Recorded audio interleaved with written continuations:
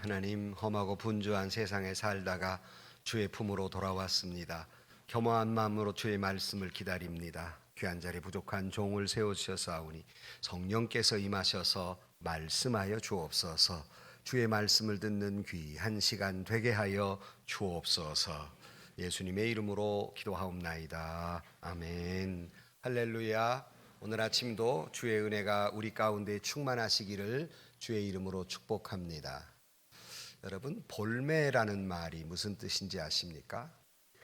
볼수록 매력 있는 사람을 볼매라고 한다고 합니다. 여러분은 볼매이십니까? 그러니까 볼수록 매력 있는 분이십니까? 볼매라는 말이 있어서 반대말을 뭐라고 할까 하다가 볼미, 볼수록 미운 사람.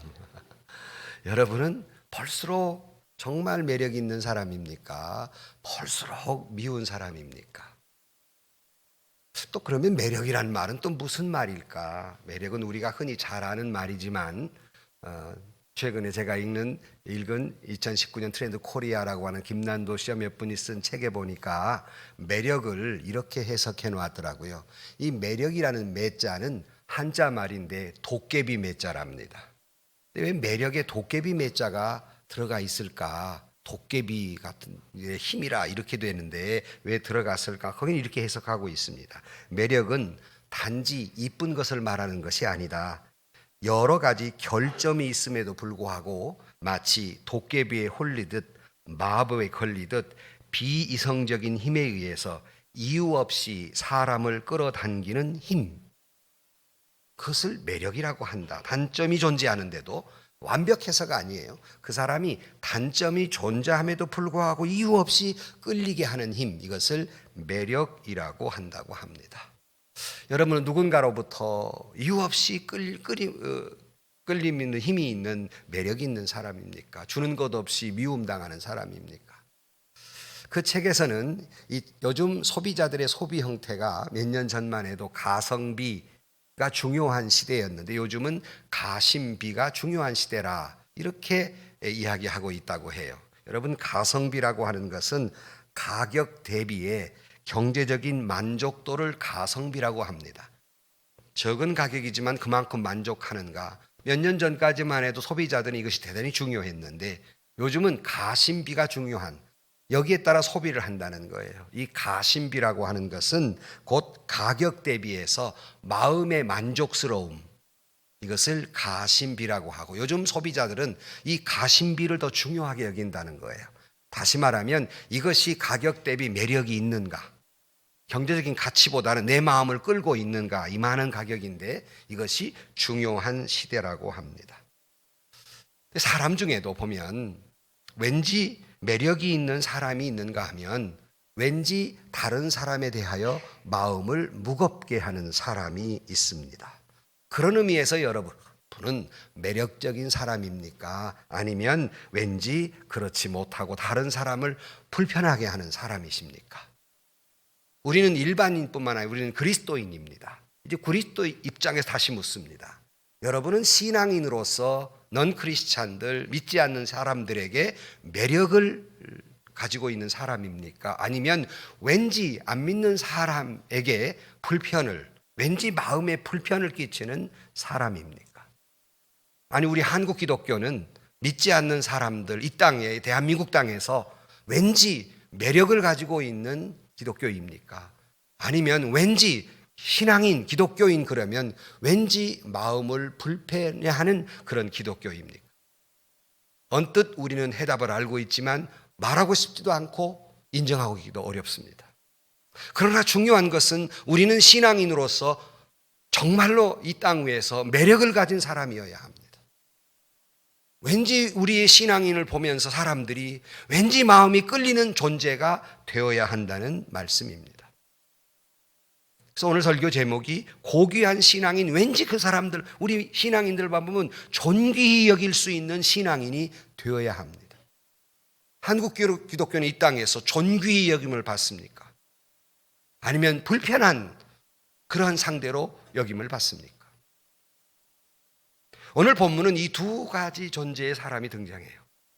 오늘 본문 11절 말씀에 보면 베레아에 있는 사람들은 데살로니카에 있는 사람들보다 더 너그러워서, 그러면서 베레아 사람과 데살로니카에 있는 사람을 견주어 말하는데, 베레아 사람들을 칭찬하면서 이 데살로니카 사람보다는 더 사람들이 너그럽다라고 말하면서 왠지 데살로니카 사람들을 조금은 낮추게 보는 그런 말씀을 볼 수 있습니다. 그런데 왜 그렇게 사도 바울은 이 말씀에서 데살로니가 사람들을 불편한 사람으로 표현하고 있을까? 우리가 읽은 그 다음 13절을 보면 그 이유를 알 듯도 싶습니다. 13절에 보면 데살로니카에 있는 유대인들은 바울이 하나님의 말씀을 베레아에서도 전하는 줄 알고 거기서도 가서 무리를 움직여 소동하게 했다 그랬어요. 이 말은 이 데살로니카는 그 지역의 행정 수도였는데 거기서 복음을 전할 때도 거기에 있는 유대인들이 못마땅하게 여기서 사도 바울을 많이 어렵게 만들었어요. 힘들게 만들었어요. 그리고 거쳐서 이제 베레아까지 쫓겨오듯 왔는데 이 데살로니카 사람들은 거기까지 쫓아와서 불편하게 만드는 거예요. 쫓아와서 사도 바울을 어렵게 만드는 거예요. 사람 중에는 쫓아다니며 힘들게 만드는 사람이 있어요. 그러나 그런가 하면 쫓아다니면서 그 사람을 위로하고 격려하고 힘을 보태주는 사람이 있어요. 여러분, 어떤 사람이 매력적인가 하는 것은 더 이상 말하지 않아도 우리는 잘 아는 말이에요. 알고는 있으나 여러분에게 묻는 겁니다. 여러분은 쫓아다니면서 다른 사람에게 위로하고 격려하고 왠지 끌리는 힘을 가진 매력적인 사람입니까? 쫓아다니면서 힘들게 하는 매력 없는 사람입니까? 적어도 우리 신앙인들은 어떤 존재가 되어야 하면 우리는 너무나도 잘 알아요. 이런 어려운 마음을 가지고 베레아에 왔는데 여기서도 복음을 전하는데 사도 바울이 기대 이상으로 생각한 것 이상으로 베레아 사람들은 사도 바울에게 위로와 보람이 됐습니다. 이제 뒤에 나옵니다만 그 까닭은 이런 어려운 가운데 마음 아프게 왔는데 그들이 말씀을 잘 받아들이고 그들이 변화된 삶을 통해서 사도 바울은 거기에서 목회자로서의 희망과 용기를 얻게 되었다는 것입니다. 그러므로 우리는 매력을 가진 사람이다, 존귀한 사람이다, 이렇게 사도 바울의 표현을 볼 수 있습니다. 우리 예은교회는 그런 의미에서, 그리고 여러분 신앙인 한 사람 한 사람은 그런 의미에서 매력적인 사람입니까? 타인을 불편하게 만드는 사람입니까? 성경에 매력이라는 이름을 가진 사람이 있어요. 그 사람은 에바브로디도입니다. 이름 자체가 매력이라는 뜻이에요. 여러분 개인은 에바브로디도와 같은 매력적인 사람입니까? 그렇지 못한 사람입니까? 베레아 사람들이라고 말한 우리 교회는 매력적인 교회입니까? 그렇지 못한 교회입니까? 어떻게 살아야 할 것은 이미 우리는 답을 잘 알고 있습니다. 그러나 본문을 통해서 사도 바울에게 어떻게 위로가 되고 격려가 되고 많은 사람들에게 매력을 느끼게 하는 베레아 사람들이 되었을까? 오늘 본문을 같이 살펴보면서 우리도, 여러분 한 사람 한 사람도, 우리 예은교회도 존귀히 여김을 받는, 고귀하게 여김을 받는 매력적인 교회, 매력적인 신앙인들이 되시기를 주의 이름으로 간절히 축복합니다. 첫 번째, 본문이 나타난 표현만 가지고 우리 같이 생각하는데요. 첫 번째, 그들은 수용성이 좋은 사람, 다시 말하면 마음이 넓은 사람이었어요. 여러분, 마음이 좁은 사람을 매력으로 느끼는 사람은 세상에 없습니다. 수용성이 좋을 때 넓은 가슴을 가진 사람을 우리는 매력적이게 느낍니다. 오늘 본문 11절을 다시 보시면 그 말이 있어요. 베레아에 있는 사람은 데살로니카에 있는 사람들보다 더 너그러워서 그랬어요. 너그럽다. 근데 이것을 여러분 옛 우리 개역 성경에는 번역을 베레아 사람은 데살로니카의 사람보다 더 신사적이었다, 이렇게 번역을 하고 있어요. 이 신사적이라는 말을 에머스는 이렇게 말합니다. 신사는 우아하고 교양이 풍부하고 사회에 힘이 되는 사람, 누군가 타인에게 힘이 되어주는 사람, 이것이 신사적이다. 옷을 잘 입어서 영국 신사와 같다, 옷을 이야기하고 있는 것이 아니라 그 성품이 고상한 성품을 가지고 있어서 결코 완고하거나 까다로운 그런 편견에 사로잡힌 극단주의자가 아니라 그 마음이 예절 바르고 남에게 항상 배려가 있는 그런 사람 우리는 신사적이다 할 수 있어요. 여러분은 그런 마음을 가지고 신사적인 너그러운 사람입니까? 근데 이 신사적이라는 말을 성경 다른 번역이 조금씩 다르게 번역을 해놓는데요. 예컨대 쉬운 말 성경에는 고상한 성품을 가진 사람이라고 번역해 놓고 있고, 공동 번역에는 마음이 트인 사람, 그러니까 오픈 마인드라고 번역하고 있습니다. 여러분은 과연 마음이 트인 사람입니까? 마음을 닫고 극단적으로 흐르고 완고한 그런 마음을 가지고 있습니까? 오늘 우리가 개역 개정 성경에는 너그럽다라는 표현은 유게비스라는 헬라어인데요. 또 이 뜻이 재미있는 게 뭐냐면 유게비스라는 말은 아주 귀족적인이라는 뜻이에요. 그러니까 베레아 사람들이 귀족 출신의 마을은 아닙니다. 그런데 이 귀족 쪽이라고 말하는 것은 태생적으로 그 성품이 대단히 귀족적이었다는 거예요. 고귀한 성품을 가졌다는 겁니다. 남에게 배려할 줄 알고 마음이 트여서 늘 오픈 마인드를 가지고 항상 객관적이면서 편견에 사로잡히지 않는 그런 마음을 가진 사람이었다, 그런 뜻을 가지고 있습니다.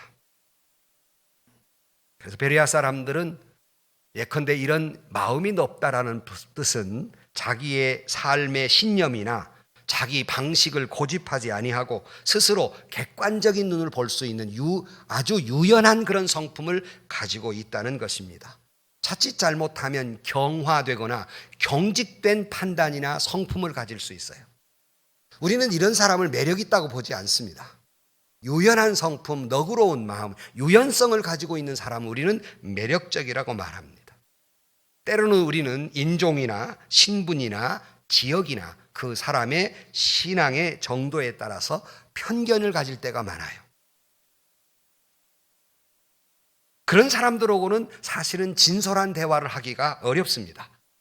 뿐만 아니라 긴 대화를 하기가 어려워요. 극단에 흐르기 때문에. 자기의 뜻이나 목적에 맞지 않는 것이라면 무조건 거부하고 배척하는 사람, 이런 사람 우리는 매력이 있다고 보지 않습니다. 또 이런 사람과 함께 산다는 것, 이런 사람이 곁에 있다는 것은 주변 사람들을 퍽 힘들게 만들고 고통스럽게 만드는 것이. 왜 이런 사람들이 나올까? 왜 이런 성품을 가질까? 다 그렇지는 않겠지만 이런 성품을 가진 사람의 대부분은 심리적으로 보면 열등의식에 사로잡혀 있거나 아니면 어떤 큰 마음의 상처가 있을 때 자연스럽게 이런 사람은 편견에 흐르고 이로 인해 시기와 질투심이 오르면서 아주 극한 성품을 가지고 있는 사람이 되고 맙니다. 과격해지는 거예요. 어디 표현에 이런 사람은 이렇게 표현했더라고요. 마치 휘발유를 잔뜩 넣고 부릉거리는 오토바이와 같다. 아주 시기, 질투, 마음의 상처를 자기 마음속에 놓고는 맨날 부릉부릉 하고 다닌다는 거예요. 여러분은 아닌 것 같지만 자기를 한번 보세요. 내가 얼마나 부릉대고 사는가. 잔뜩 마음에 그걸 다 담아가 살면서 맨날 부릉대고 사는 거예요. 만나는 사람마다. 그런 사람은 우리는 매력 있다고 보지 않습니다. 특별히 여성보다 남자 여러분, 우리 맨날 부릉거리고 살지 않습니까? 나만 그런가? 부릉부릉대고 산단 말이에요. 베레아 사람들은 그러지 않았다는 겁니다. 타인에 대해서나 다른 사람들에 대해서 너그러웠다. 특별히 베레아 사람들은 사실은 지역적으로 별로 내세울 것이 없기도 했어요. 그것은 아주 큰 도시가 아니고 아주 남쪽에, 평원 남쪽에 자그마한 언덕에 위치한 역사적으로도 별품 없고 정치적으로 내세울 만한 것이 없는 그런 도시이기도 하지만 그들은 더욱 겸손했고 그리고 너그러운 성품을 가졌습니다. 선입관이나 편견을 갖지 않고 수용성을 가지고 있어요. 그런데 이 성품이 왜 존귀한 신앙인이 되는데 중요했던가? 복음을 잘 받아들였어요. 그렇기 때문에 편견 없이 자기 고집 없이 말씀을 그대로 받아들였어요. 그래서 그들은 존귀한 신앙인이 된 것입니다. 성도 여러분, 언제나 하나님의 말씀 앞에 선입견이나 편견 없이 늘 하나님의 말씀을 잘 수용하고 타인에 대해서, 다른 문화에 대해서도, 다른 사람의 의견에 대해서도 편견 없이 잘 수용해 줄 줄 아는 정말 매력이 있는 존귀한 신앙인이 되시기를 주의 이름으로 축원합니다. 이 편견과 이 선입견이 얼마나 무서운 결과를 냈는가. 주변에 무수히 발견될 수 있지만 대표적인 사람이 히틀러예요. 히틀러는 유대인에 대한 편견을 가지고 있었기 때문에 무려 600만 명이라는 유대인을 죽입니다. 얼마나 편견이 무서운가. 아니, 성경에 보면 이 편견을 당시에 예수님 오셨을 때 당시의 종교 리더들, 당시의 리더들이 편견을 가지고 있었기 때문에 예수 그리스도 메시아로 오셨지만 알아보지 못한 채 예수님을 십자가에 못 박아 버렸어요. 받아들이질 못했어요. 얼마나 이 무서운 결과를 나오는가를 우리는 잘 알게 됩니다. 또 자기의 생각이 딱 꽂히면 모든 사람을 다 같이 봐버리는 거예요. 예컨대 어느 조직에 한 사람이 잘못했으면 그 사람의 한 사람의 잘못으로 여기는 것이 아니라 거기에 조직에 속한 모든 사람을 그런 사람으로 봐버리는 거예요. 우리도 기독교인들 그렇잖아요. 기독교인 한두 사람, 목회자 한두 사람이 잘못한 것을 모든 목회자들이, 모든 기독교인이 그런 걸로 폄하됐을 때 얼마나 마음이 상합니까? 이것이 편견에 사로잡힐 때 이런 결과를 낳게 되는 것입니다. 결국 이와 같이 조금 전에 말씀드린 연료를 잔뜩 넣은 오토바이처럼 계속해서 부릉대니까 자기의 초악한 모습까지 드러내니 이런 사람이 어떻게 매력이 있는 사람이 될 수 있겠습니까? 사랑하는 성도 여러분, 자칫하면 우리가 이런 성품에 사로잡혀 버리면 공격적인 사람이 되고 말아요. 이렇게 매력을 잃고 공격적인 사람이 되는 경우는 상당수가 경험의 미숙이나 그 지식의 미숙함에 있을 때가 많습니다. 경험이 많은 사람일수록, 지식이 많은 사람일수록 자기가 얼마나 부족하고 얼마나 아는 부분이 약소한가를 알기 때문에 겸손할 수밖에 없고 다른 사람의 말에 귀를 기울일 수밖에 없어요.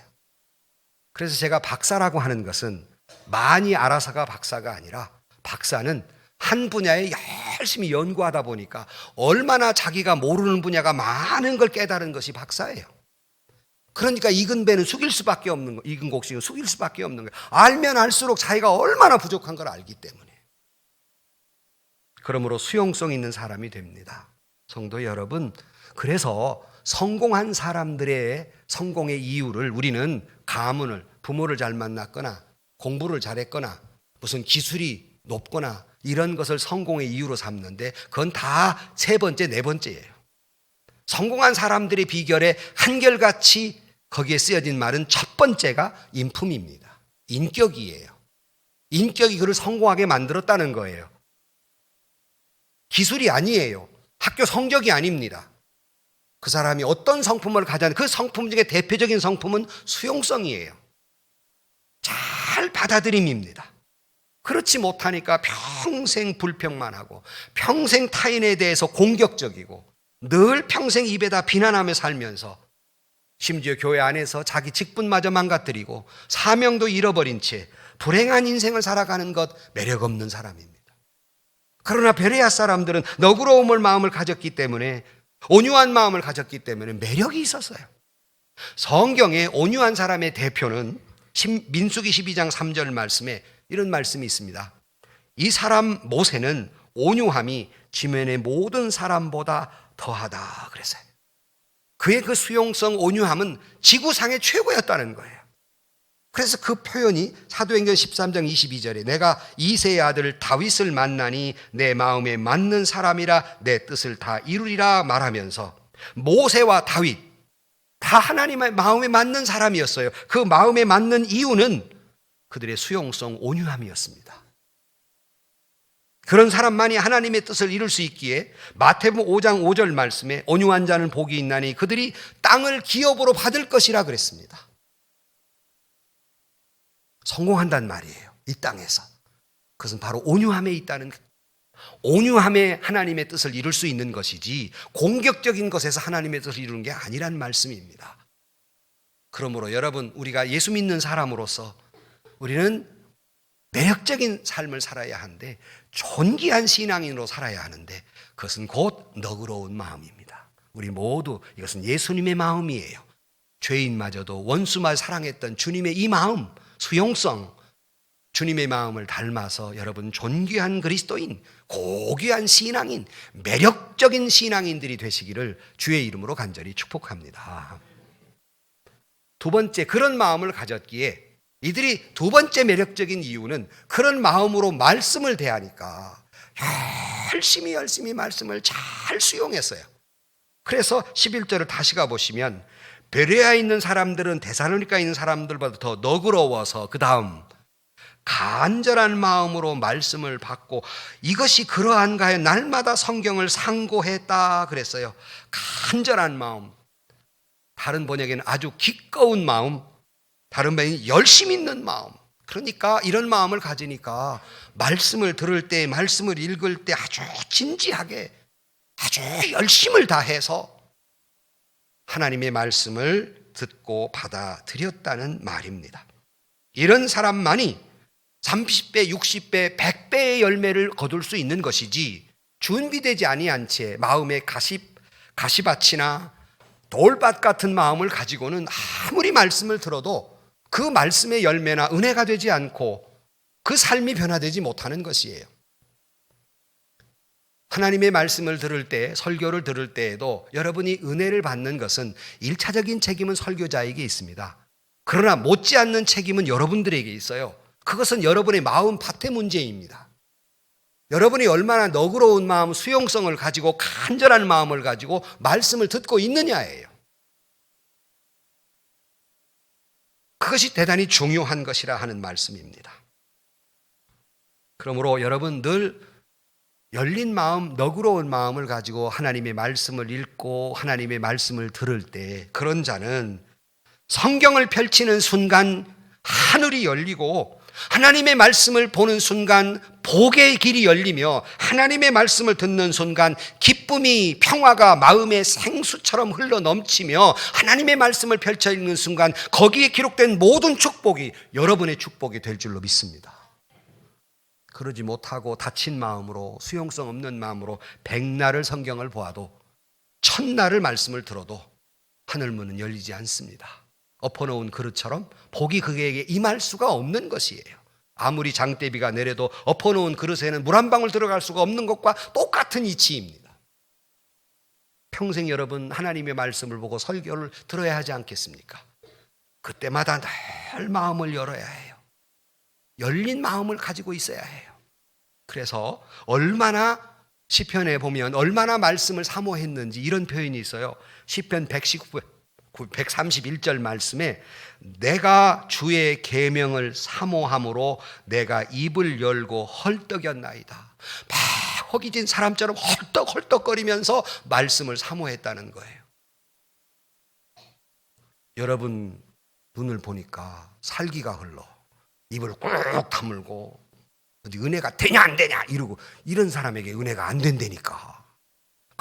사모한 마음으로 그 말씀을 내가 은혜를 받아야지 헐떡 여가면서 말씀을 들어야죠. 그래서 시편 19편 10절 말 그 표현을 이렇게 말하고 있어요. 금 많은 숨금보다 더 사모할 것이고 하나님의 말씀이 꿀 송이꿀보다 더 달다 그랬어요. 그렇게 소중히 여기던 금보다 더 하나님의 말씀이 소중하고 그렇게 단 꿀송이보다 더 단 것이 하나님의 말씀이라는 거예요. 여러분은 그렇게 하나님의 말씀을 듣고 있습니까? 최근에 우리 교회에 오신 어떤 분이 제게 그런 표현을, 난 그런 표현을 처음 들었어요. 예은교회 와가지고 은혜가 되는데 마치 보물이 그냥 뚝 떨어진 것 같더래요. 좀 감동 좀 해봐요, 좀 그냥. 갑자기 막 보물이 그냥 땅에서 딱 로또 복권 맞은 것처럼 뚝 떨어진 기분이라는 거예요. 똑같이 말씀을 듣면서 여러분 왜 그런 마음이 안 들어요? 똑같은 말씀인데 그것은 제가 설교를 잘해서가 아니라 그분의 믿음, 수용성이에요. 여러분에게도 말씀을 들을 때마다 그냥 로또 복권 맞은 것처럼 그렇게 축복이 되기를 주의 이름으로 축원합니다. 아멘 한 사람만 복이 되고. 유명한 스펄전 목사님이 이런 말을 했어요. 성경을 애독하라. 하나님의 말씀이기 때문이다. 성경을 준수하라.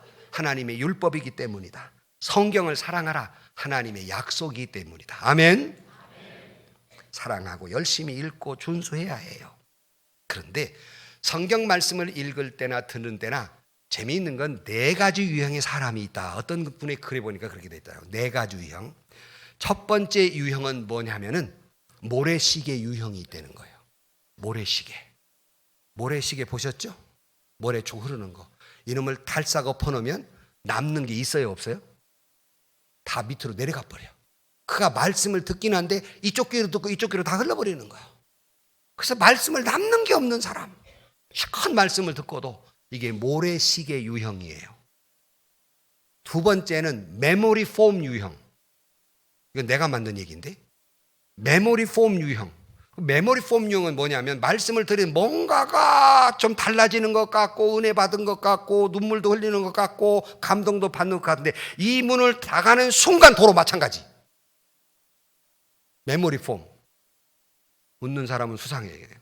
나가자마자 그냥 호닥닥 그냥 마찬가지 되어버리는 사람. 메모리 폼 유형.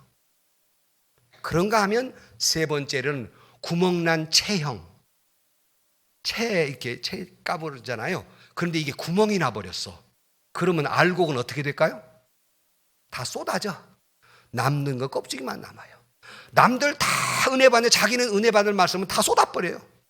기분 나쁜 것만 남아. 목사님은 저 나더러 들으라는 소리지. 이것만 남아. 이게 구멍난 체형이에요. 그런가 하면 정미기형이 있어요. 다 안 좋은 건 다 깎아내고 귀한 말씀만 남아있는 사람.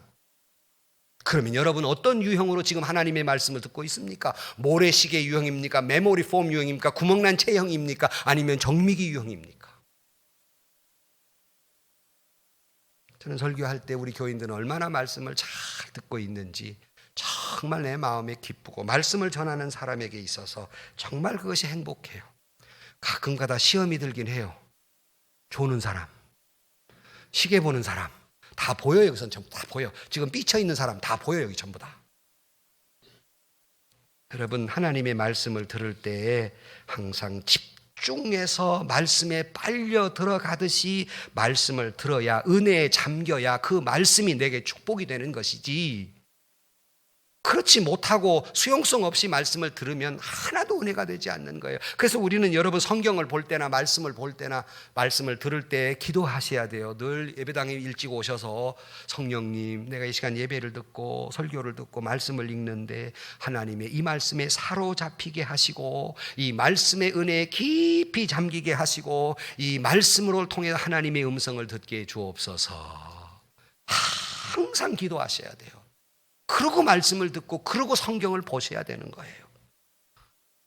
그러면 디모데후서 3장 16절 말씀대로 모든 성경은 하나님의 감동으로 된 것으로 교훈과 책망과 바르게 함과 의로 교육하여 유익하니 이는 하나님의 사람으로 온전하게 하며 모든 선한 일을 행할 능력을 갖추게 함이라 그랬어요.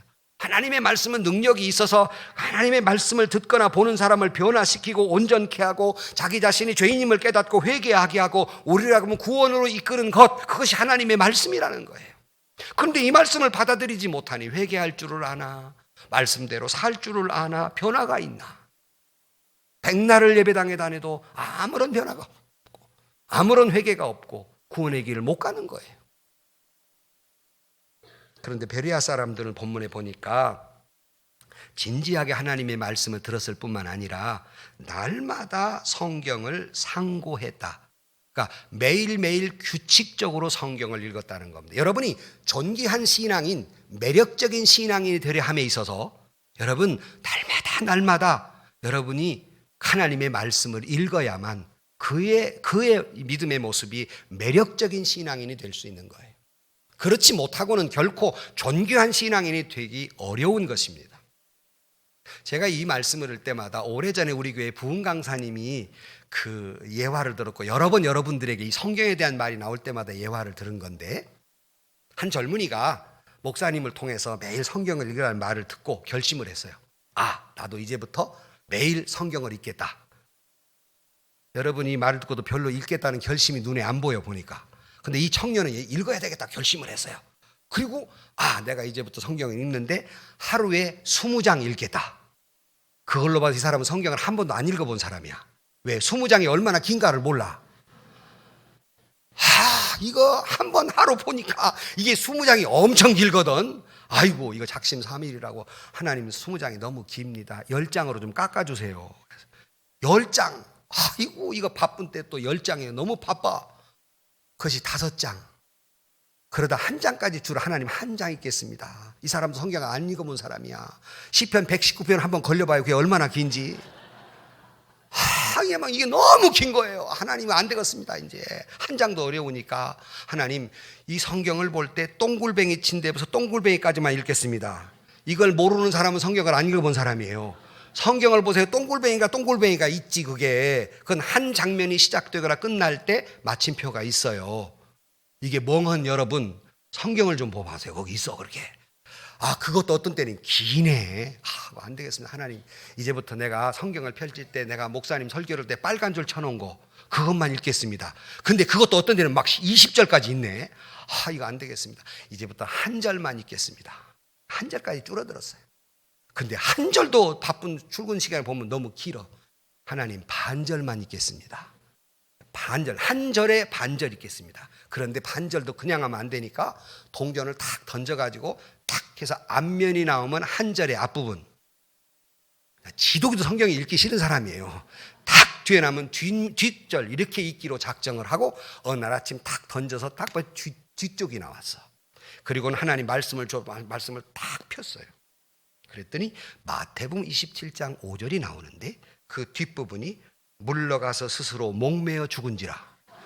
아침부터 죽는다는 말이 나와. 한번 다시 하겠습니다 하나님 이거. 그래서 또 탁 폈어요. 그랬더니 다 복음서가 마침 나오긴 했어요. 누가복음 10장 37절 이르시되 가서 너도 이와 같이 하라. 앞에는 죽고 너는 이와 죽으란 소리 같아요. 그래가지고 삼시세판입니다. 다시 한 번만 딱 했더니 이번에는 요한복음 13장 27절 이르시되 내 하는 일을 속히 하라. 그러니까 그날따라 빨리 죽으란 말 같아요. 근데 이 말은 사실은 말쟁이들이 만들어낸 이야기겠습니다만 말의 의미는 알죠. 성경 안 읽으면 뭐 하라? 죽으라. 성경 안 읽는 그리스도인들은 죽은 거나 마찬가지란 말이에요. 그렇게 성경 읽기 싫어서 무슨 신앙생활 하냐는 겁니다. 그렇게 성경 읽지 않은 사람이 무슨 영적으로 살아있다는 말이에요. 그렇게 성경을 안 읽는 사람이 존귀한 신앙인이 어떻게 될 수 있단 말입니까? 신명기 6장 6절 말씀에 오늘 내가 내게 명령하는 이 말씀을 너는 마음에 새기고 내 자녀에게 부지런히 가르치며 집에 앉았을 때든지 길에 갈 때든지 누웠을 때든지 일어날 때든지 이 말씀을 강론할 것이며 너는 그것을 내 손목에 매어 기호로 삼고 내 미간에 붙이고 표로 삼고 또 내 집 문설주와 바깥문에 기록할지니라 그랬습니다. 날마다 말씀을 받아야 해요. 날마다 말씀을 읽어야 해요. 매일같이. 우리 교회에 찬양대 앉아 계신데 윤석 집사님이 88일 성경 통독이라는 책을 내서 아마 여러분 앱으로 성경을 같이 읽으면서 많은 사람들이 은혜를 나누고 있는 줄 알아요. 근데 최근에 책을 또 한 권 쓰셔서 저에게 추천사를 좀 써달라고 그래서 추천사를 쓰면서 부족하지만 거기에 이런 대목을 썼습니다. 책 읽는 방법에는 다독과 정독이 있는데 여러 번 읽는 것과 아주 집중해서 읽는 다독과 정독의 방법이 있는데 성경은 다독도 해야 되고 정독도 해야 되는 것이에요.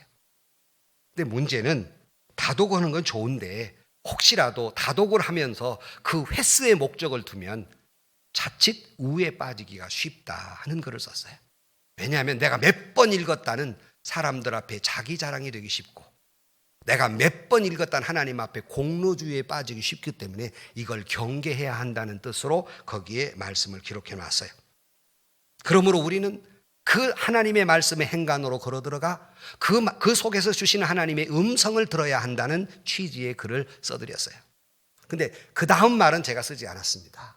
그게 뭐냐면 조심해야 할 또 한 가지는 그렇다고 해서 하나님의 말씀을 정독하고 깊이 상고한다고 해서 이것을 함부로 영적으로 해석하려 들거나 이것을 신학적으로 논쟁하려 드는 것도 굉장히 조심해야 될 일이다. 이단들은 너무 영적으로 잘못 해석함으로 이단으로 빠지는 것이에요. 또 일천한 신학적 지식을 가지고 너무 성경을 신학적 분해를 하려 함으로써 잘못된 해석을 하기 쉬워요. 저도 그 수년을 말씀을 연구하고 말씀을 본 사람이 지금도 두려운 마음으로 많은 참고되는 도서를 가지고 정확한 뜻을 하려고 노력하는데, 그저 몇 번 성경 읽고 몇 권의 책을 읽고 그것이 다처럼 알면 자칫하면 이단으로 빠지기 쉬운 것이에요. 여러분, 우리 신앙생활은 신학 박사가 되기 위한 게 아니에요. 성경을 읽을 때 우리는 이건 영적 해석으로 내가 예언하려고 하는 게 아니에요. 자칫 이렇게 되면 잘못된 방향으로 흐르기 쉽습니다. 어떻게 해야 되나? 여기 상고했다는 말은 영어로 implication이라는 말인데, 이 말의 뜻은 어떻게 이것을 나에게 적용할까? 어떤 영향을 이 말씀이 내게 주는가를 생각하는 것이지, 분석하고 분해하고 신학적으로 논쟁하려고 성경을 보는 게 아니란 말이에요. 이 점에서 조심해야 되는 것이에요. 흔히들 이단에 빠지는 사람일수록 어떤 분이냐면 성경을 영적으로 해석하려 들거나 성경을 더 알고 싶어 한다는 것 때문에 늘 제가 교회 이외에 성경 공부하는데 가지 말라는 이유는 잘못되기 때문이에요. 그러므로 여러분, 상고했다는 말은 적용이에요. 이 말씀이 내 생활에 어떻게 적용해야 하는가? 지금 이 설교 말씀을 듣고 내 형편과 처지에 저 말씀을 이 한 주간 동안 어떻게 적용하며 살 것인가? 이 말씀은 나에게 내 삶 속에 어떤 영향을 주는 것인가? 이것을 생각하고 봐야지, 일천한 신학적 지식을 가지고 분해하거나 논쟁하거나 영적으로 이렇게 해석하거나 굉장히 위험한 것이에요. 그러나 성경을 많이 본다는 건 대단히 귀중하고 좋은 일입니다.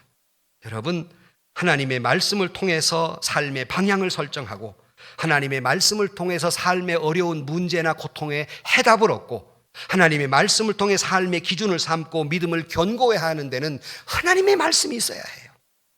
그런 거로 내가 존귀한 신앙인이 되는 것, 내가 매력적인 신앙인이 되는 것은 날마다 하나님의 말씀을 상고해야 하는 것이 옳시다. 교우 여러분, 날마다 하나님의 말씀을 깊이 묵상하고 그 말씀을 내 삶의 실천에 가는 삶의 노정기를 삼는 저와 여러분들이 되시기를 주의 이름으로 축원합니다. 끝으로 세 번째로, 그들의 이와 같은 모습은 매력이 있었어요. 그러므로 주변에 선한 영향력을 끼쳤습니다. 그래서 12절 말씀, 그 중에 믿는 사람이 많고 또 헬라의 귀부인과 남자가 적지 아니했다 그랬어요. 이런 서로 간에 너그러운 마음을 품고 말씀의 은혜를 받다 보니까 적지 않은 사람들이, 믿는 사람들이 많아져요. 그리고 주변에 여기 보면 헬라 귀부인과 남자들, 이건 사실은 이들의, 헬라 사람들이 보게 되면 유대인 종교예요. 그러나 이들의 수용성과 너그러움으로 헬라 부인들도, 그것도 귀부인들도 예수 믿게 되고, 그것도 남자들이 얼마나 비판적이에요. 그러나 그들도 믿는 사람이 많아졌다. 얼마나 이들이 매력적이었는가를 알 수 있고 얼마나 이들이 너그러운 수용성을 가지고 있느냐를 알 수 있는 것이 옳시다. 이들은 헬라인, 유대인을 구분하지 않았습니다. 어디 출신이냐를 따지지 않았습니다. 귀부이냐 종이냐, 많이 배웠냐 안 배웠냐를 따지지 않았습니다.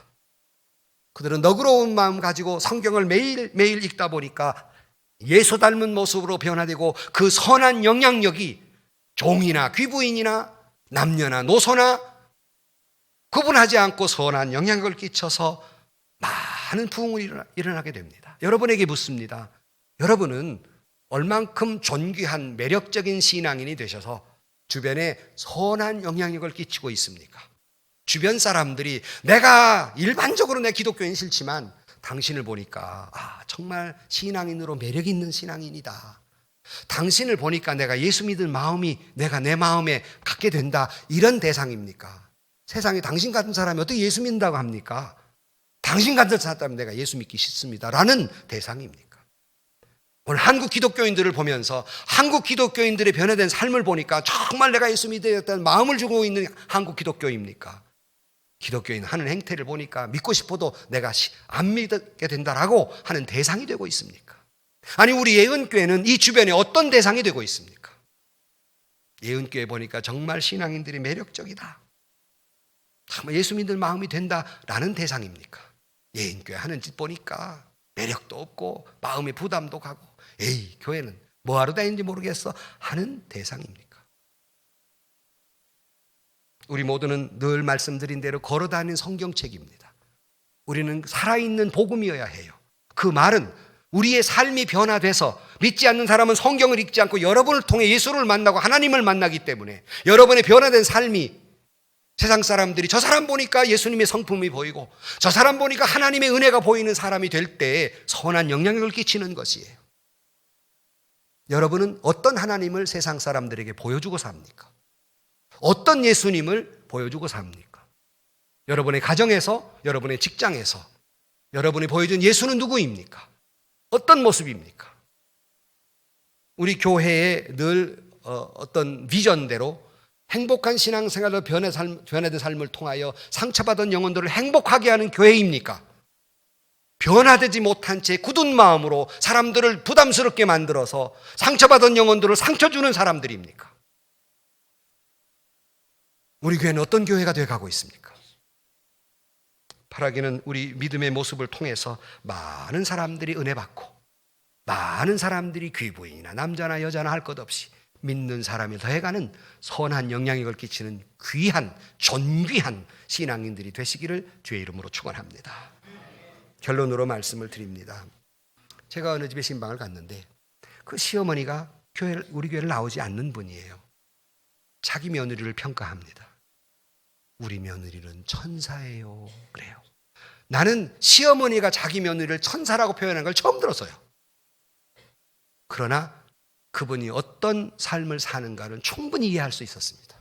신앙인으로서 얼만큼 그 시어머니에게 매력적인 며느리였는가를 충분히 알 수 있었습니다. 여러분의 시어머니들은 여러분을 뭐라고 합니까? 자신이 없어요. 여러분의 남편이 여러분을 뭐라고 합니까? 여러분의 부인 여러분을 뭐라고 합니까? 정말 존귀한 당신 정말 예수 믿는 사람 많지만 당신같이 잘 믿는 사람 내가 감동했어 라는 대상이 돼야 하지 않겠습니까? 아멘은 한 사람도 안 하는데 이게 참말로.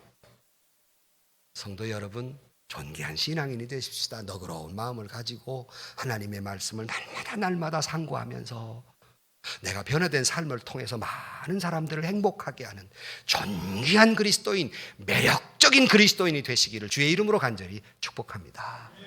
기도하십시다. 하나님, 예수를 믿노라 하면서 주의 영광을 드리는 존귀한 신앙인이 되기보다는 어떤 때는 거치는 자들이 됐습니다. 하나님, 우리를 용서해 주시고 우리로 하여금 너그러운 마음을 품게 하시고 날마다 말씀을 상고하게 하시고 우리의 변화된 삶이 많은 사람들에게 하나님의 영광을 드리는 존귀한 신앙인, 매력적인 신앙인, 존귀한 교회, 매력적인 교회, 존귀한 기독교인, 매력적인 기독교가 되게 하여 주옵소서. 예수님의 이름으로 기도하옵나이다. 아멘. 힘이 없고 내 마음 연약할 때 능력의 주님 바라보아라. 주의 이름 부르는 모든 자는 힘 주시고 늘 지켜주시리. 눈을 들어 주